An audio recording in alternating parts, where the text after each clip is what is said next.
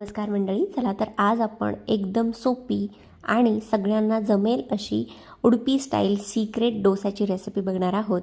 आणि हो, आजचं जे बॅटर आहे, पाऊस असू द्या, हिवाळा असू द्या किंवा कडाक्याची थंडी असू द्या, एकदम परफेक्टपणे बॅटर आंबवण्यासाठी एकदम सिक्रेट अशी टिप तुमच्यासोबत शेअर करणार आहे.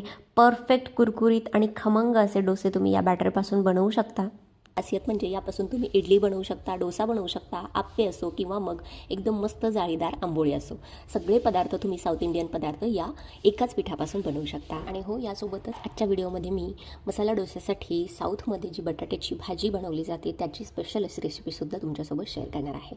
चला तर मग पटकन व्हिडिओला सुरुवात करूया. तर हे इडली डोसाचं किंवा मग सगळ्या साऊथ इंडियन पदार्थांचं पीठ बनवण्यासाठी सगळ्यात अगोदर आपण तांदूळ भिजत घालणार आहोत.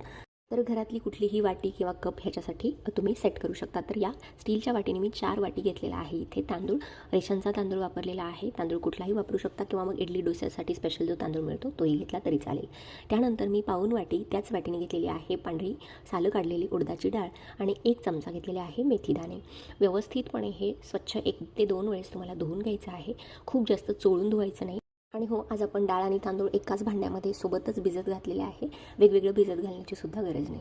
तर ह्याच्यामध्ये धुतल्यानंतर आपण डाळ आणि तांदूळ छान बुडतील इथपर्यंत पाणी घातलेलं आहे आणि 6 ते 7 तासांपर्यंत तुम्हाला अशा पद्धतीने हे भिजवून घ्यायचं आहे. बघू शकता, सकाळी मी डाळ आणि तांदूळ 12 वाजता टाकले होते. आता संध्याकाळचे 6 वाजलेले आहेत. मस्तपैकी हे भिजवून तयार आहे.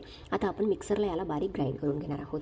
तर सगळ्यात अगोदर मी इथे 2 ते 3 मोठ्या अशा वाट्या भरून ह्या छोट्या मिक्सरच्या जारमध्ये एकदम बारीक फाईन असं हे ग्राइंड करून घेतलेलं आहे. आणि हो, जर तुम्हाला पाण्याची गरज वाटली तर डाळ आणि तांदळामध्ये जे पाणी आहे तेच याच्यामध्ये वापरायचं आहे. ज्यामध्ये आपण डाळ आणि तांदूळ भिजत घातलेले होते ते पाणी फेकून द्यायचं नाही आहे. आणि सगळ्यात शेवटची बॅच जी उरलेली आहे डाळ आणि तांदूळ मिक्सरमध्ये ग्राइंड करण्याची, त्यामध्ये आज आपण एकदम सिक्रेट इन्ग्रेडियंट इथं घालणार आहोत. ते म्हणजे 1 वाटी शिजवलेला भात तुम्हाला इथे घ्यायचा आहे. ज्या दिवशी तुम्हाला इडली किंवा डोसाचं बॅटर बनवायचं आहे त्या दिवशी अशा पद्धतीने शिजवलेला भात किंवा उरलेला जो भात असतो तो तुम्ही इथे वापरू शकता. मी सकाळीच भात शिजवून ठेवलेला होता. तो 1 वाटी भात मी इथे डाळ आणि तांदळासोबत एकदम छान बारीक असा ग्राइंड करून घेतलेला आहे.